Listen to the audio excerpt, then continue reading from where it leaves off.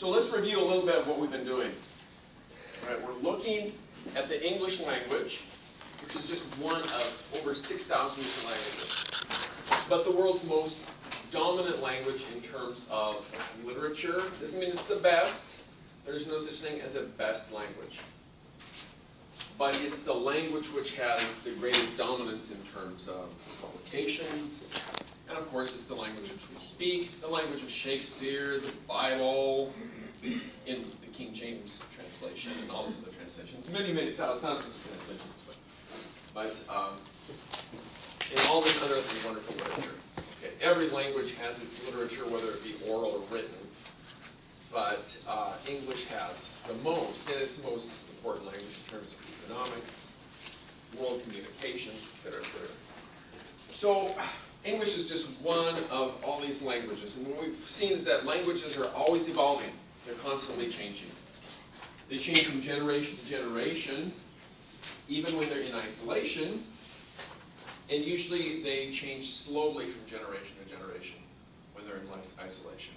When they come in contact with other languages, they tend, it seems to be the case that they change much more rapidly. Okay? Especially when you have adult learners come into the language community, marry in, or whatever way they're brought into the language community. When the language community comes into contact with these other adults who don't speak the language properly, they learn it as adults. Languages tend to undergo more rapid change. English started,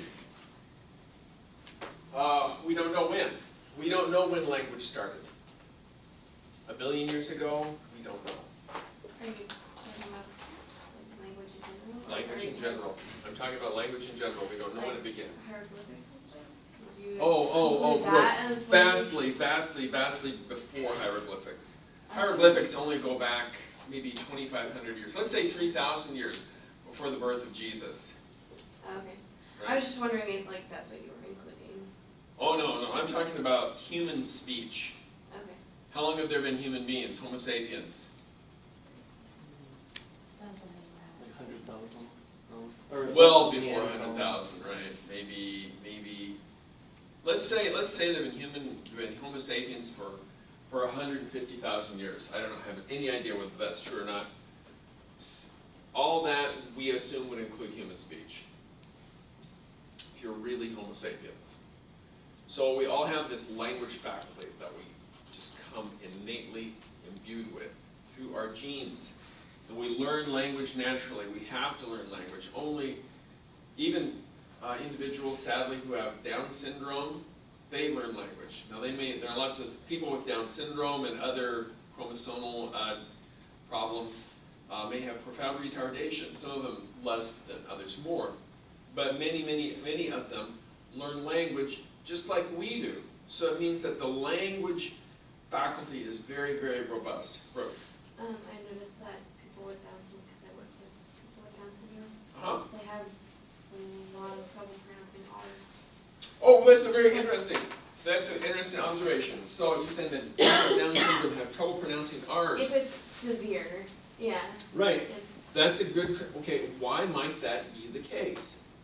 Because that part of the brain just doesn't function. Okay, that is possibly one explanation, that it's a neurological problem. It could be a neurological problem in the brain. It could be a neurological issue telling the brain, going from the brain to the physiology. What's another possibility? Like, isn't it because they usually have the mentality of children? Like, and Okay. So well, because like you were saying before, how like little kids, when they're first starting to speak, don't know how to pronounce the R. Okay, they have trouble pronouncing the R. Why do little kids have trouble pronouncing R? A hard sound. It is a hard sound to make. It's the English R we're talking about. Now, that we talk about a flapped R, like a Spanish R or a trilled R, those are easy to make. Oh, R. No. The Spanish R's, easy to do, which are around the world much more common. The English R, which is this retroflex semi-vowel, is difficult. But why is it really hard for little kids to do them? I talked about this just briefly. What is the proportion of the child's tongue to their mouth? It's a lot larger in the mouth. It's a lot larger. Why is that a good thing to do if you're a little kid? It's easier to feed. Right, yes, exactly. And in fact, the case Down syndrome people have larger tongues in proportion to the mouths, so that might be the explanation for that. Right. So, so 6,000 approximately years ago. So this is well, way after the first human language, right? But so people spread around the world speaking human languages. If you want to look at this, look on page 35. Okay. So this is the linguistic prehistory of English. And the initial migration is hunter-gatherers spread out. And initially Homo sapiens spreads out from Africa. There are different waves of people moving out. Neanderthals are already out there, and also the Denovians, who we don't know very much about, but we have Denovian DNA in our systems, most of us from Asia and Africa, not from Africa, but Asia, and those who are not exclusively of African ancestry. So people spread out, and everybody lives as a hunter-gatherer. And that's a great explanation for why people who would have so many different languages. If you're following herds of animals, you're going to be nomadic. And if the animals are not in one place and they're in another, you don't know where they are, you're going to make an agreement with your other compatriots. They'll go down one valley and you go up the other, over a mountain range, and you become separated for generations or forever. And so their language will evolve in a different place than yours. And slowly by time, you'll have two different languages, going from the same language to dialects, and from dialects to completely different languages, with just only slight relationships in between as far as you can tell. So this has happened thousands of times during the history of the Earth, of humans on Earth. It's happened in every single continent except Arctic, the Antarctica. So farming, so hunter-gatherers spread around the world, and then around 12,000 or 7,500, people start to farm. And the first part of farming is a domestication of animals. As we talked about, particular kinds of animals are able to digest cellulose, grasses. Human beings have, through their activities with animals, have resulted in a tremendous advantage for grasses over trees. Okay, we don't usually farm, domesticate tree-living animals, but we do domesticate grass-eating animals, horses and cattle, sheep. And so people domesticated these animals and ate the animals, and there got to be more and more people. And as time went on, the populations, increase in populations resulted in increases of the tribes, and they moved out. And we looked at the different migrations of the Indo-European tribes last time, remember, from the maps. So starting now, either from basically two hypotheses. One is somewhere north of the Black Sea, and maybe in East Anatolia. Either way, it doesn't matter. We know that they spread out in different directions. Probably there was a group that included what became the Celtic people and the Latin people.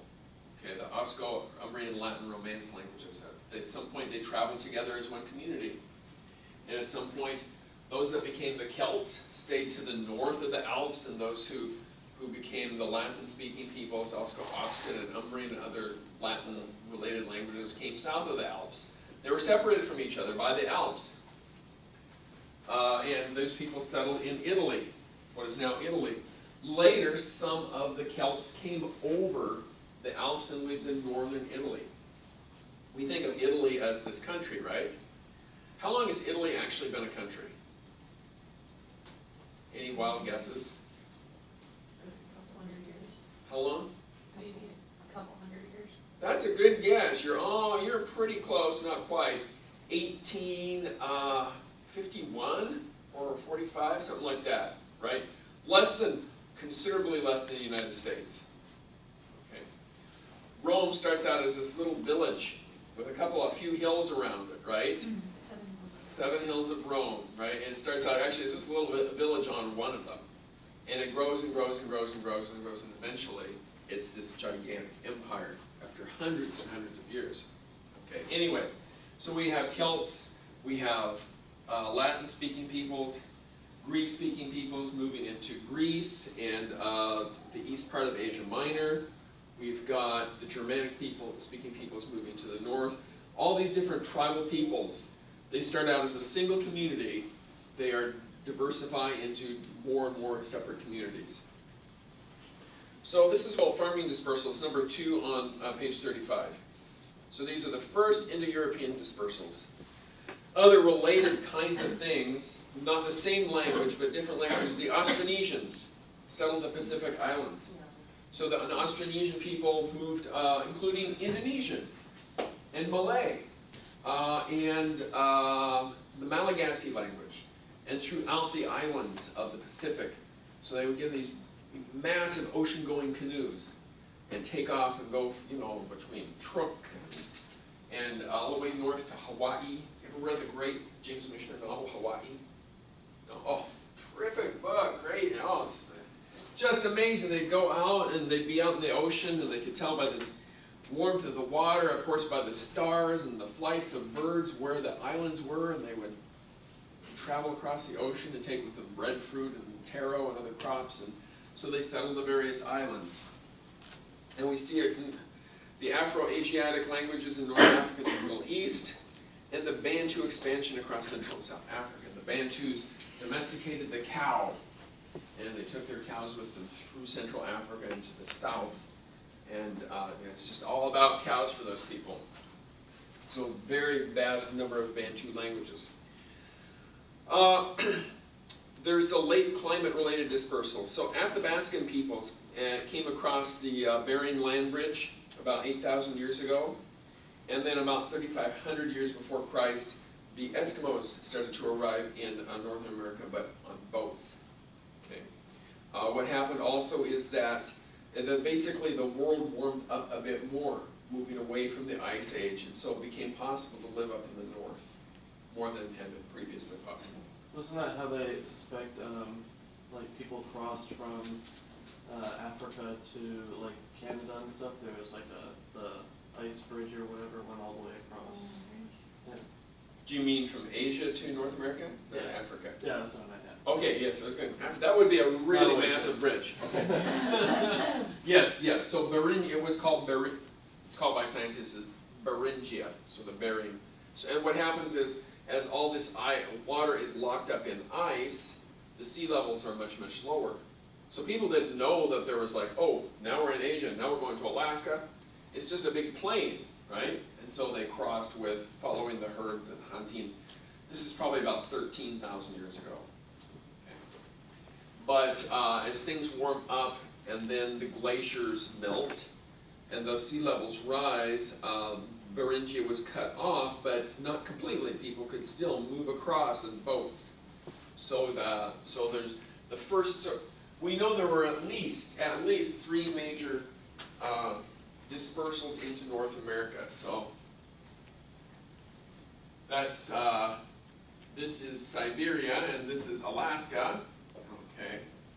So during the Ice Age, this is just land. And about 13,000 years ago, herds are moving across, and so people move along and they go across also. And they may have also gone by the coast.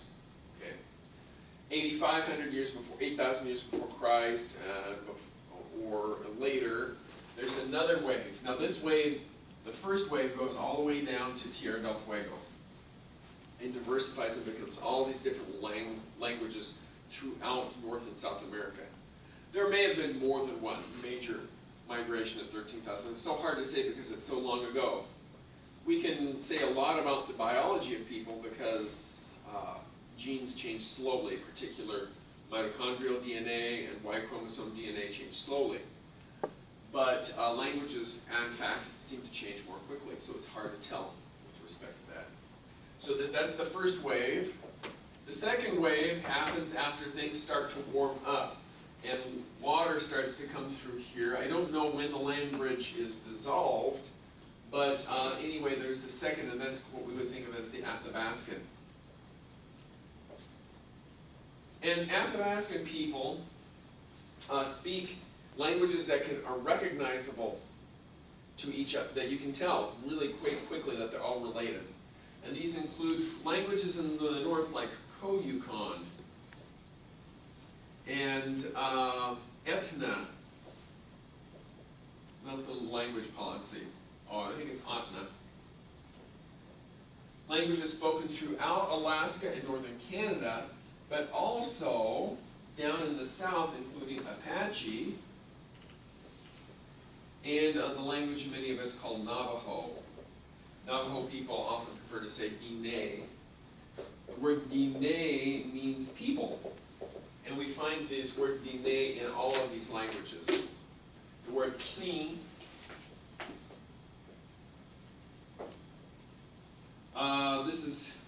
it has a sh in it. I'm using a lambda here, but it's kind of a sh sound. This kni either means dog, or in some people it means horse. And the word dog and horse has become not interchangeable, but used with different languages throughout North America. So for instance, the Nez Perce word for horse is really the original word for dog, sikkim.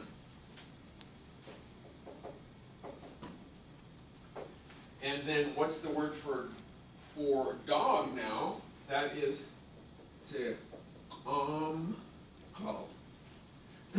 what happens is as a sound symbolism takes place, the S becomes a C, the K becomes a Q. Everything else is pretty much the same, except for this here. This means like a little one, or offspring, or baby. So the sikkim is the big dog, and the tsiklum is the little dog or the puppy. So did sikkim used to be Sikkim used to be the word for dog, for canis. Did it used to be for horse as well, or did No, so there were no horses in North America. Oh, gotcha. Okay. Right? Well, there were horses way before people got here, but they became extinct when all these other megafauna of North and South America became extinct. We don't really know why. Remember, there were giant ground sloths and dire wolves and all kinds of wild things, rhinoceroses and Megaloceros, the big yeah, deer. right. All kinds of crazy mammoths, right? Did the first people kill them off and eat them all? Was it some? Who knows? We don't know. Okay. So then Europeans bring horses over, and they get loose from the Spanish, okay, and start to migrate throughout North America, and Indian people get these and domesticate them, and so it's essentially sikkim is domestic quadruped. So then you've got two domestic quadrupeds in Nez Perce territory, right? Well, the big one gets this word, and the little one gets this word. So this is dog, and this is the dog, and this is doggy. Okay. Now, sikkim just means horse, right? People don't see the resemblance, but if you take a hard look at the language, it just pops out. Okay. So these Athabascans moved throughout North America. They didn't get really farther than the Southwest. In fact, some of the Athabascan languages have been spoken on the Oregon coast. And then lastly, the third and last wave was the Eskimo. The Eskimo wave. And it's not very long ago. There's still Eskimos over here in Siberia, Siberian Eskimos. And they basically got around the north using skinned boats. All right, another kind of dispersal is the elite dominance dispersal. So later Indo-European dispersal, so the Aryan invasion of the Indian subcontinent, Namak people moving through the Great Basin and into the plains. This would be like the Shoshones and the Comanches, who became the great horsemen of the plains. The Siouan people spread into the plains, and that's because many, or if not all the Siouan peoples, were actually east of the Mississippi River when the whites came. They lived primarily in the Ohio Valley and the Mississippi Valley. But white settlers came along, and the Siouan people got pushed out into the plains, and then they changed basically the economy of the plains by becoming one of the strongest peoples in the plains. The expansion of the Chinese throughout Eastern Asia, an expansion of Latin, classic through the expansion of the Roman Empire. And then the Turkish languages expanded under the Khans. And then there's something called refugee dispersal, immigration. So, as I mentioned, the Sunni people go to the plains. Why? Because they're pushed out by the white settlers. Modern settlement of North America, the Roman settlement of Amazonia, right? We didn't have Portuguese speakers in the Amazon until Portugal colonized Brazil. Okay. It's hard. You can make lots and lots of claims about molecular genetics, and there are just more and more things that we're learning almost by the day, it seems, with relation to, where did we come from. You can go and send a swab of your cheek material to a place and find out, who your ancestors were. Okay. Jessica Alba found out that she's 13% Native American and the rest white. She's like, what? Okay, well, all right. Alba doesn't necessarily mean that you're particularly anything, right? Anyone can be named that. Okay. Potential macro families. So people have not been able to resist making claims about giant families. So one was the Nostratic proposal, and they proposed that Indo-European, Indo-Afro-Asiatic, Dravidian, that's from South India, Altaic, Uralic, were all one monster family. Okay, they would have started from some original group of people in the Middle East 15,000 years ago. Page 36. Eurasiatic, proposed by Greenberg. That would have been Indo-European, Altaic, Uralic. Altaic includes the languages of Hungary, Hungarian, Finnish, Estonian. Eskimo-Aleut, Chukchi, Kamchatka from the Siberian region. Okay. Amerindian, that would be all the Americas except the Eskimo-Aleut and Naden. What do we know about this? We don't. It's easy to make these speculations, but you really can't prove it, at least so far. We do know that Proto-Indo-European existed. Okay, we're absolutely sure of that. And from that came Germanic, Celtic, Romance, and the other languages that you have in your book on page, is it 28? No, it's not 28. 22. Right. So important concepts. All languages change. When communities become isolated from each other, the changes will not be shared. And the languages of each community will grow apart, first becoming dialects and eventually separate languages. Isolation can occur through geographical separation or through social separation. So Proto-Indo-European, the time depth is roughly 6,000 years ago. Now here's how to count to 5. How to count to 5 in 12 languages. Carrie, you already did this, right? So no, give me away the answers. All right, everybody look at these 12 languages and figure out which are Indo-European and which are not. Hint, 6 are Indo-European. Begin.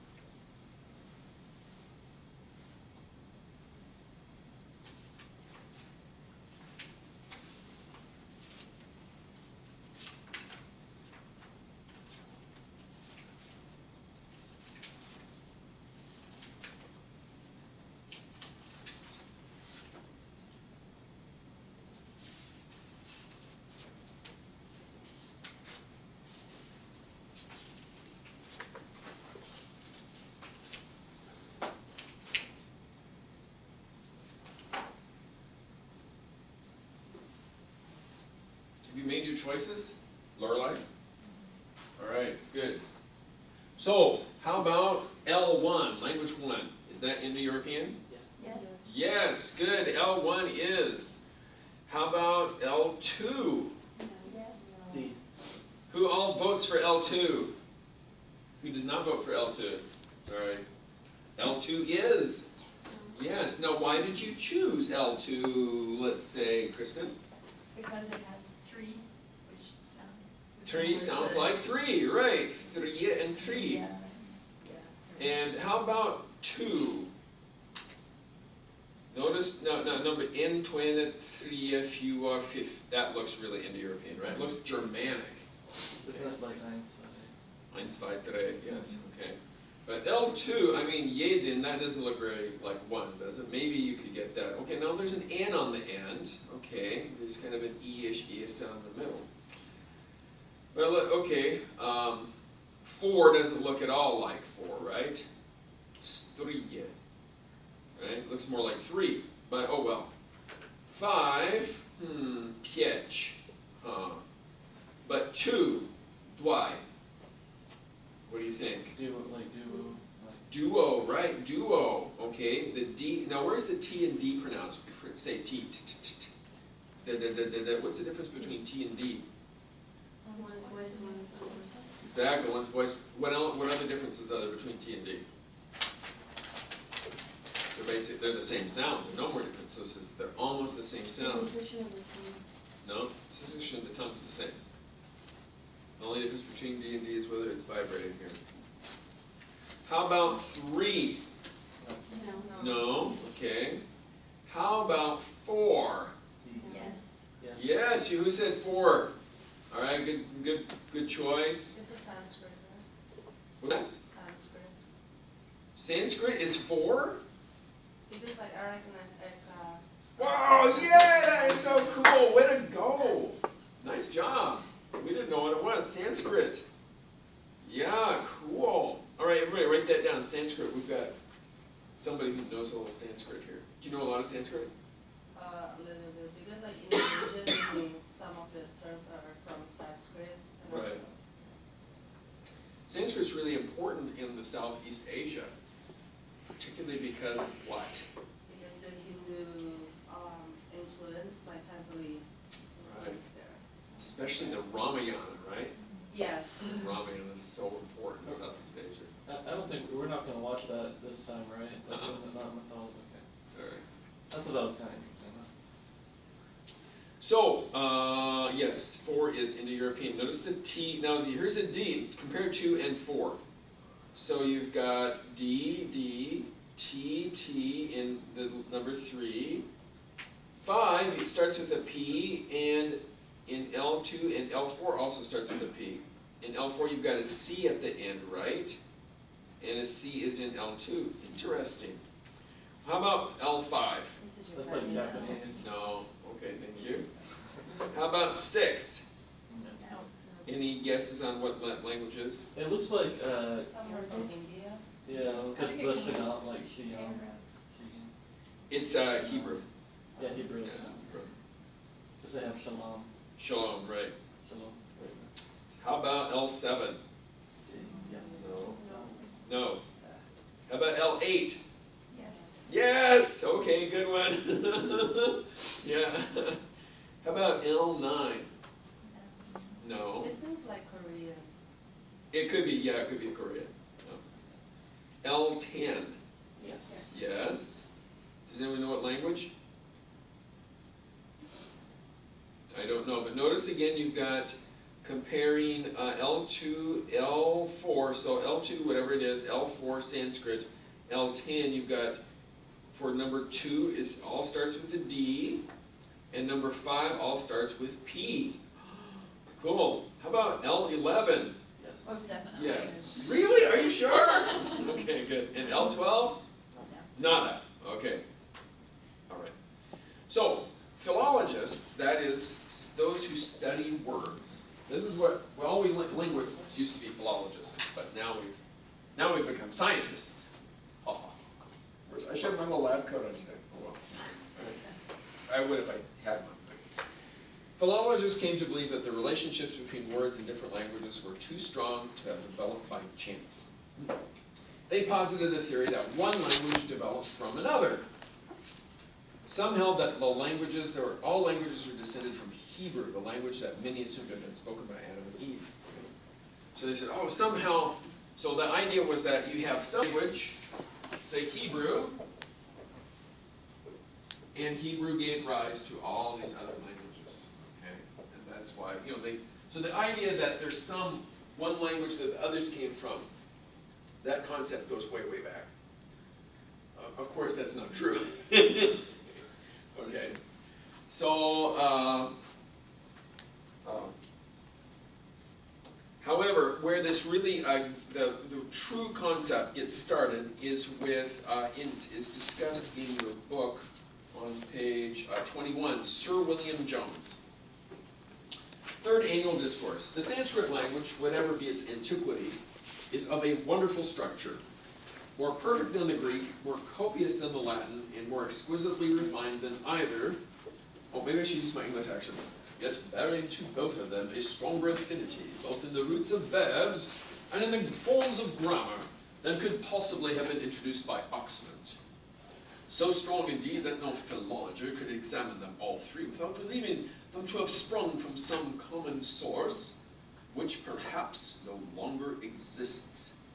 There is a similar reason, though not quite so forcible, for supposing that both the Celtic, though blended with a very different idiom, had the same origin with the Sanskrit, and the Old Persian might be added to the same family. So he has the idea here that linguists are not. Oh, hang on, let me interrupt myself for just a moment. Is anyone recording me? No. You are. Are you doing it for the people who are gone? Okay. At least Emily. Emily, okay, very good. Then you just go ahead and do that. Make sure that all the those who were gone, I think all the Emily and Claire and Alicia can all listen to that. Okay, great. If you weren't doing it, I was going to start my recorder. I forgot to do so, but very good. Thank you, Julie. So, Sir William Jones gives us sort of the idea that some languages are better than others. And linguists don't believe that. Okay? But there is a certain beauty to morphology, to see all these beautiful patterns in words. There's something that it's hard enough to say that we just love that. But anyway, right? So we don't think that any language is better than another. But what's crucial here is that he suggests that there was some ancestor language, some mother language, and as I said before, this is how we speak genetically in terms of genetics, of families, genus and species, rather like biology. So there's a mother language that no longer exists. So the ancestor of humans and apes no longer exists on Earth. There are fossils, forms of it. The ancestor of echinoderms, the radially symmetrical, rough-skinned sea creatures like sea stars and sea anemones existed long ago, but no longer exists. Okay?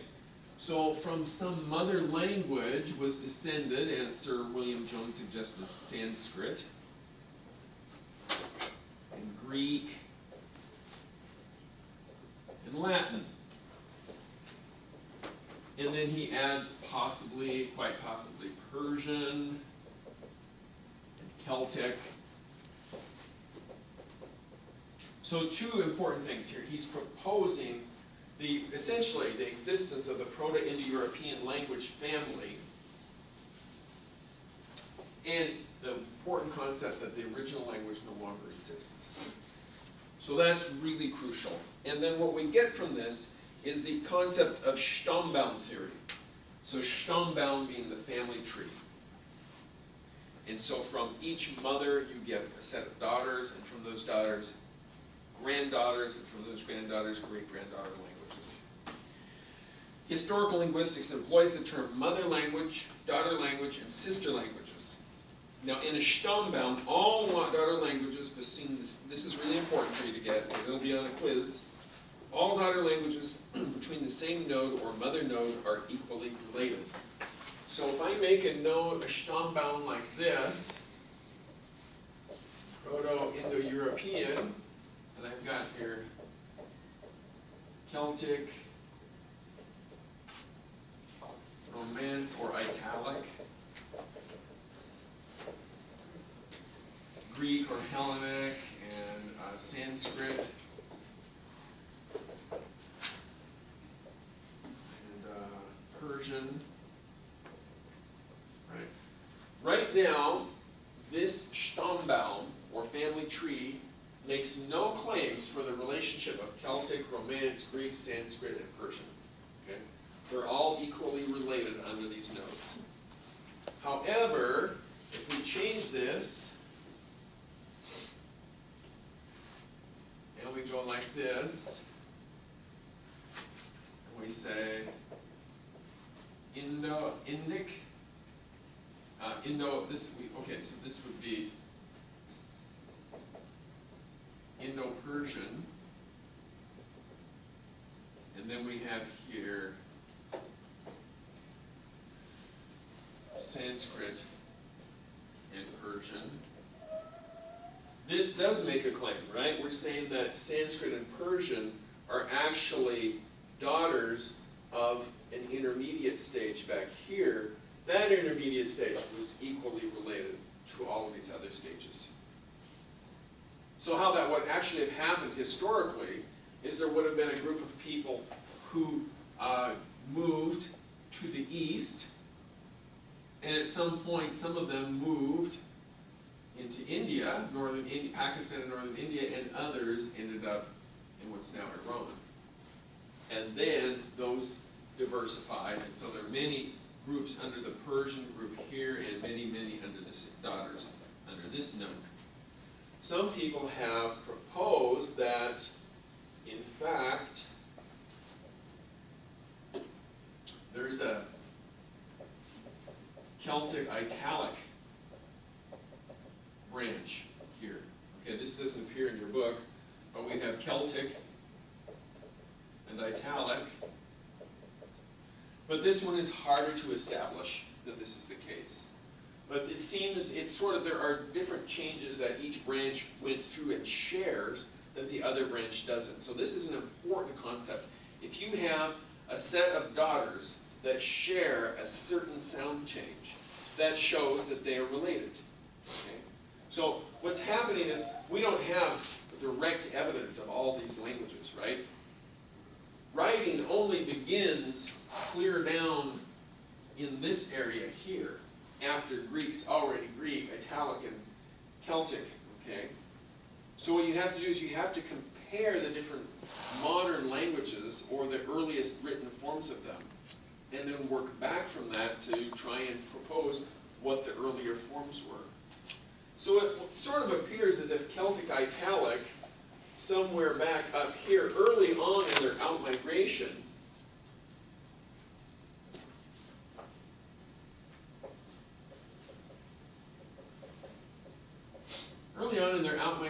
these languages were one community. And then one group passed over the Alps, through the Alps into Italy. The other stayed north for a period of time until they became different language community. And eventually, a number of the Celts came south of the Alps again and began to dwell in northern Italy. The Romans had different terms for the different Alps. There were the Cisalpine Celts and the Transalpine Celts. Cis being close and trans being far. So, this we don't know about for sure because it happened early. But one group we do know about is Germanic. And that's the one that concerns us most. So this group here out-migrated, and then it broke into three different groups. One being East Germanic, one being North, and one being West. How do we know that this group, this Germanic group, was one community? Because this entire group underwent, all the languages that belong to this category underwent changes that did not affect any of the other languages. So this is another extremely important concept. if you have a set of languages that all underwent the same sound change, but the other ones didn't, they must be more closely related. Now here, we just, on the face of it, we don't know, because these don't share those sound changes, it doesn't prove whether they are more closely related to each other or not. Okay, that claim isn't made by negative evidence. But by the positive evidence of shared sound change, we know that these are more closely related. And so that's what we want to talk about now, is the shared sound changes that all the Germanic languages underwent. So at some point, while this is one community, Grimm's Law took place. What we call Grimm's Law, important sound change. Werner's Law took place. And the accent shift, the Germanic accent shift took place. None of these changes affect any of the other Indo-European languages. They only affect the Germanic languages, and they affect all of the Germanic languages. So that means they are one community during a long period of time when these three important changes take place. And then after that, they break up into separate groups. If you take a look at a map of the Baltic Sea, so this would be Denmark here. The West Germanic speakers lived in this area, the North Germanic speakers in this area, and the East Germanic speakers in this area. So that's why we have East, North, and West. These are the people who primarily went to England. So this is where we get English, and also Low German and High German, and Yiddish. These are our Scandinavian or Viking languages, right? Swedish, Norwegian, Icelandic, Danish, Faroese, and East Germanic. All these languages are now extinct, but they include Gothic and Vandalic and other important languages of history which are no longer spoken. Does Danish and German sound similar?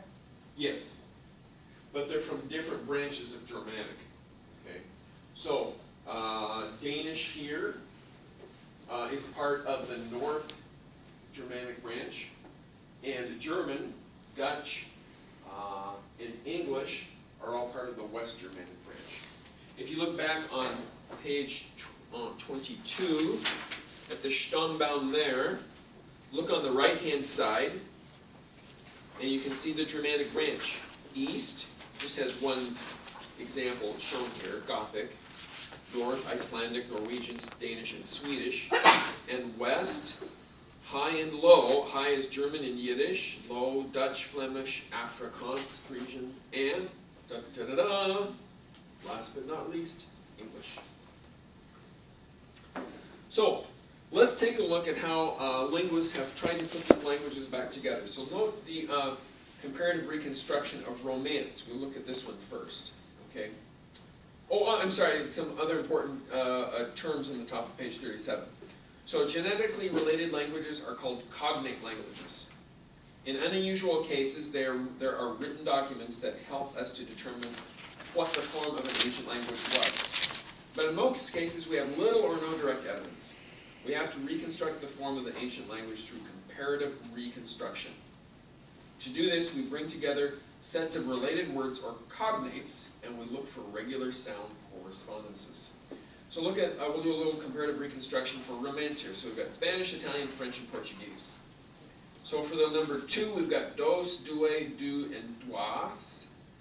10, dies, dieci, di, and des, of, de, de. They sleep, duermen, dormono, dormon, dormam. Tooth, diente, dente, dent, and dente. What would you reconstruct as the Proto-Romance form of tooth? Go for it right now.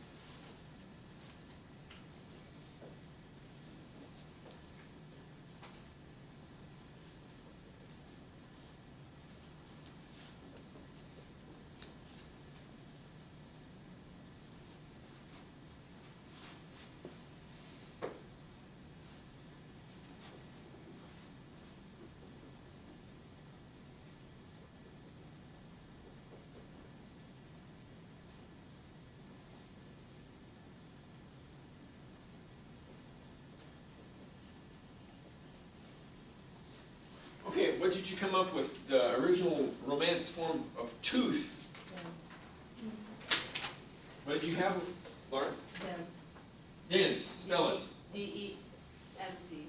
D-E-N-T. Okay, does everyone agree with that? No. What do you get? Just what would you add or detract from this? I would put the E on. You put an E on there. Now we need to put an asterisk here to show that this is a reconstructed form. Okay, we don't have an actual document that has the word in it, at least in front of us. Actually, if we read Latin, we would. Okay, never mind that. Pretending we don't. Okay. So, why did you guys put an E there? It's on 3 of them. Because 3 of them have it and 1 doesn't. That's actually a great principle. Okay, if there are more examples of the language that have the sound and the others don't, then the majority wins. That doesn't always win.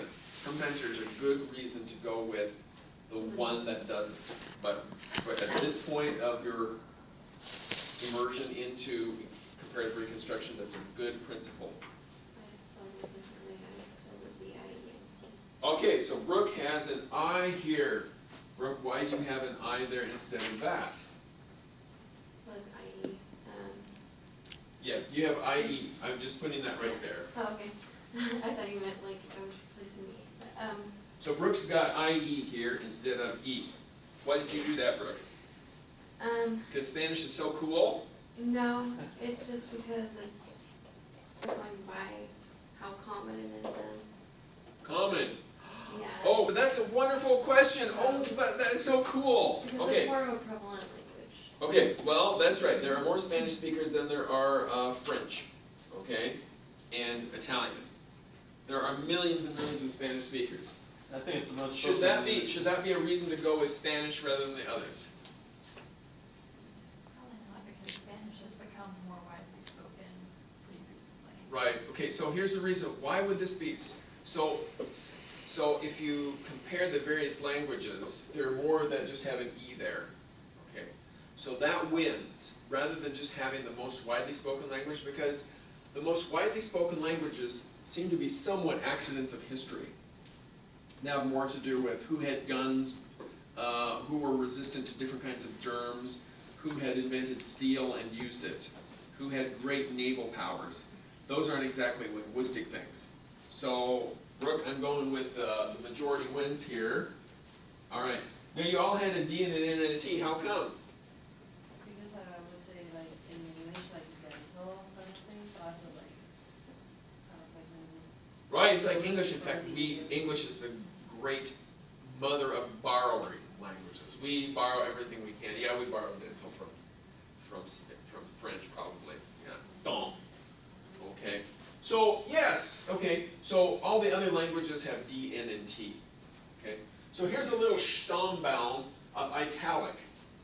There's the Romance branch. There were other languages up here, and then the other branch was what's we call Oscan and Umbrian. And these languages were spoken in central Italy. Totally fascinating. I got to see in the town of Gubbio. I rode my bike from Perugia, where I was studying Italian, over to Gubbio. Beautiful ride through the hills, and spent a weekend over there studying Italian in Perugia. And there are these bronze tablets, plates, that have the Oscan and Umbrian language, the Umbrian language on them. You can just go see them in the museum. It's totally fascinating. About half of them are written in Latin script, and about half are written in Etruscan script. It's just totally cool. Totally cool. Anyway, Latin diversified. So we have Portuguese, Italian, French, Spanish, Romanian, Romansh. Where's Romansh spoken? Southern Switzerland. Okay. There are actually other languages besides this. There's Ladino, spoken in northeastern Italy. Sardinian, or Sard, which many times we claim is not Italian, but its own language, right? Its own Romance language. The Sardinians would swear, of course, it's its own language. The heck with Italian. All right. And we can break any of these down. So Portuguese has many dialects, right? Brazilian and Iberian, but also Mozambican, Angolan. Even Guinea-Bissau has its own dialect, right? Okay. So these Stammbaums here don't say that whether one daughter is more closely related than another. Okay, it's saying that Brazilian and Iberian Portuguese are more closely than they are to any Italian dialect, right? But it's not saying that any one of these daughters is more closely related.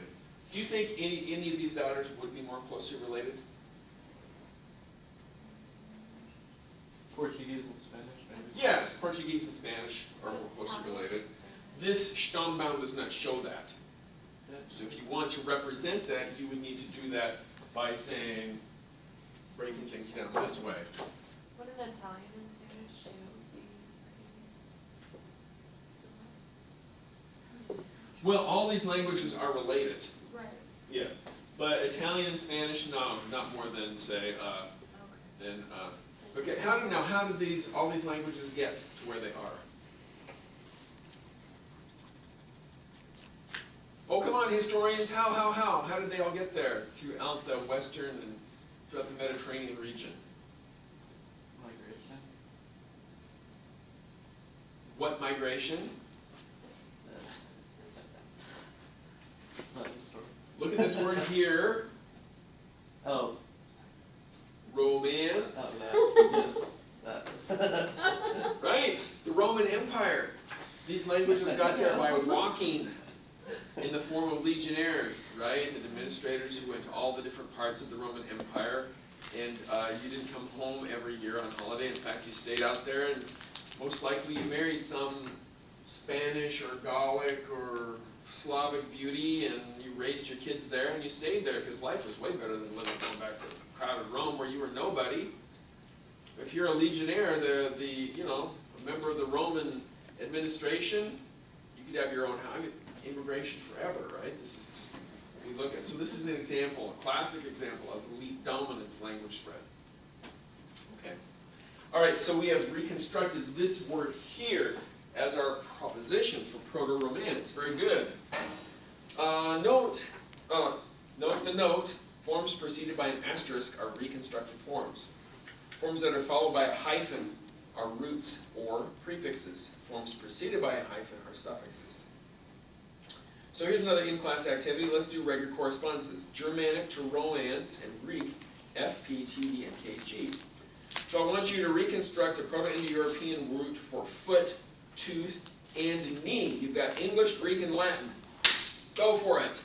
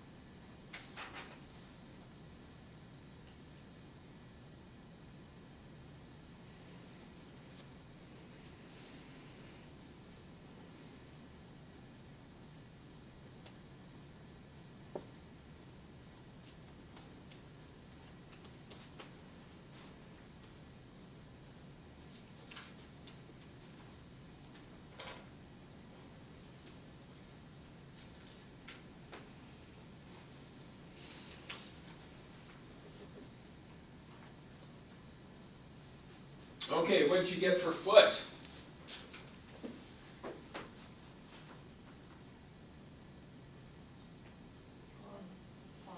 Pod. All right. We're going to put our asterisk here. Pod. Okay, why did you choose that, Laura? I feel like it's more similar from the Greek to Latin, and that's how we handle as kind of like association with like how we use our feet. Okay. Well, Greek and Latin both have P's and D's at the beginning and at the end, respectively, right? So where you just have the one language, English, with F and T. Let's look at the next one, English, Greek, and Latin. We've got T, tooth, and don't or dent. Would you come up with that? Dent. Okay, yeah, cool. All right. And how about for this part of our body? Gen, maybe? Gen or bone? Great. Okay, so two things I agree with you. I think brilliant students that you are. Very good work. Okay, we see a correspondence then there's an FP correspondence, okay, and there is a DT correspondence, TD, and there's a KMG correspondence. So, notice that foot has, English has F, where Proto-Indo, where the other languages have a P. English has a T, where they have a D. English has also a theta sound, where the other languages have a T. So notice tooth, don't, T on the end, and the K corresponding to a G. Okay, these are the Grimm's Law correspondences. Okay, now I want you to reconstruct a Proto-Indo-European word for lip, foot, cold, and queen.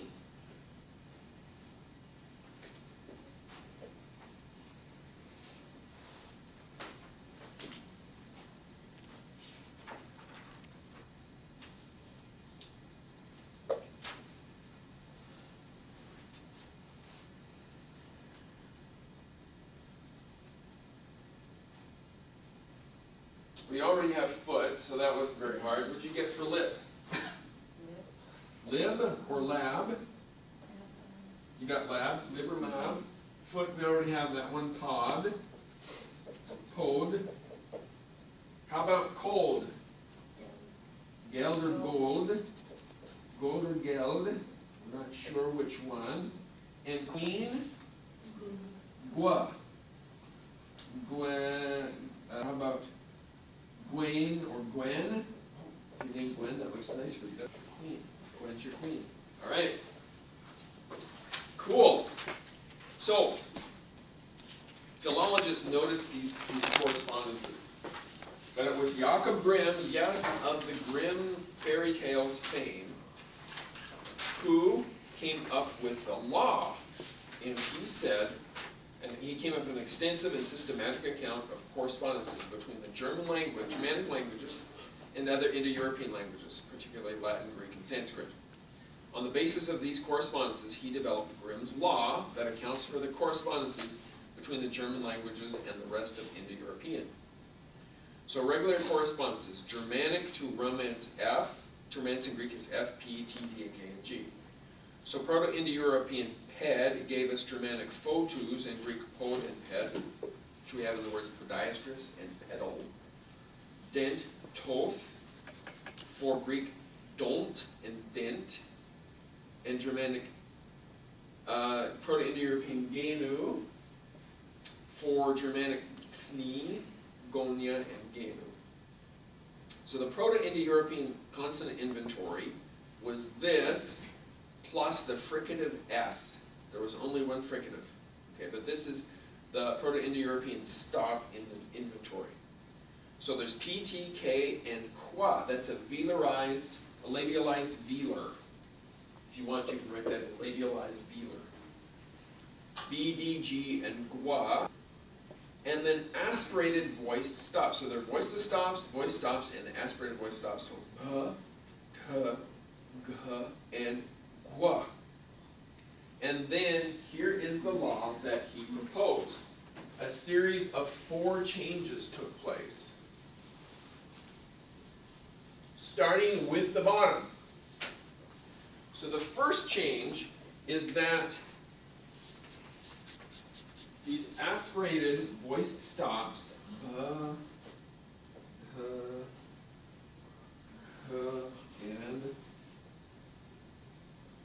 this one disappeared. It just went out of the system. But these became aspirated, the voiced fricatives. This became the, this became the, and this became the. It's a gamma.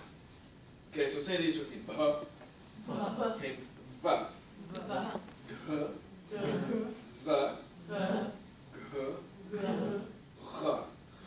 that is change 1. Change 1. Change 2 takes place up here. P, T, K, and qua, they all become fricatives. This is change 2. So this becomes F, this becomes theta, this becomes X, This becomes rounded X, labialized X. Eventually, the X will become H, and this will also be H with a Y with it. And this is where we get the word what, where, when, why. And that's why it corresponds to things like que, questo, with a qua sound in Latin. So that's change 2. Change 3, B, D, G, and gua, they go up and they become voiceless. So they devoice, and we get P, T, K, qua, qua, and then change 4, the last change, is these voiced fricatives become voiced stops. So we end up with a new set of sounds. We have, these are all gone. These are lost. They're of intermediate form. And then we have voiced stops, voiceless stops, and voiceless fricatives. These all join S as the other fricative. So this takes place over many, many, many, many generations. And it may have happened because the Germanic language, the Germanic community, came in contact with the Finnic-speaking people. The Finnish language is very, very conservative. It doesn't change very quickly. And there are words in Finnish that have been borrowed in from Germanic. And those languages, those words that have been borrowed in, are pre-Grimm's Law. Okay? So you can see that the Finnish people came in contact with the Germanic people before the Grimm's Law changes took place. And maybe it's because they intermarried or somehow because of the contact with Baltic people that their languages changed. We can also see interesting changes with with the Germanic people and other terms of culture. We'll talk about that on Thursday, hopefully. Okay, why is it essential that the steps took place in this order? What would have happened if the order had been reversed? What would the inventory of consonants have been? So step 1's a little controversial. It may be that just this, some people propose that they just went from these to those without an intermediate form. That still would have been the last change to take place. But let's say that these had all changed to that, and then these had all changed to that, and these had all changed to that. What would the consonant inventory be? You'd have a consonant inventory of just the voiceless fricatives. Okay. So it would have all been blended into one. Okay, so let's look at some examples. Okay, so Proto-Indo-European Grimm's Law, step 2. Notice we've got Latin pater, English father. So that's step 2, P becoming F, T, theta, K, qua, or qua, etc. So Latin pater, English father. Latin tenuis, English thin. Latin centum, English 100. Latin quod, English what? Grimm's Law, step 3, where these voice stops become voiceless, just in the Germanic languages. So leb becomes English lip. Pod, English head in Latin, English foot. Gel in Latin, English cold. Gune in language, English queen. And next page. Most of the other branches of Indo-European also lost the voiced stops, but Sanskrit did not. So Indic languages have these voiced aspirated stops. So Proto-Indo-European bahar became Sanskrit bahar, English bear without the aspiration. Proto-Indo-European dehe becomes Sanskrit daha, and English do. Proto-Indo-European magho becomes in Sanskrit magham, in the European language, Germanic language, mag, and able to. Why don't we have a direct evidence of Grimm's Law, step 1? Because all those changes were subsumed when this went to those. like lost, that they became Yeah, lost. they all just went on and changed completely. So those voiced fricatives no longer didn't come. There are voiced fricatives in Germanic languages, but they didn't come from those voiced aspirated stops. Okay. Note X is often written as H and theta as TH, but we don't do that in this class if we can avoid it. And actually, we'll end up writing X as H many times. Okay, although there are 3 sets of exceptions to Grimm's law, the first 2 sets are readily explainable. Okay, so the first set of exceptions to Grimm's law, let's see. Okay, so we are just about out of time, so I think I will stop right there. And we will continue on Thursday, I hope. Now, one potential problem is I may have jury duty. So right now, you should all assume that you have class here on Thursday. But you should also be watching your email. Because on Wednesday evening, if not earlier, I'm going to try and find out earlier by calling the Silver County Courthouse. So if I find out earlier that I do not have jury duty, I will email and confirm. But I may end up emailing you on tomorrow evening saying no class on Thursday. In which case, if you come here and you do not find class, okay, don't be mystified. On the other hand, if we do have class and you're not here, then you will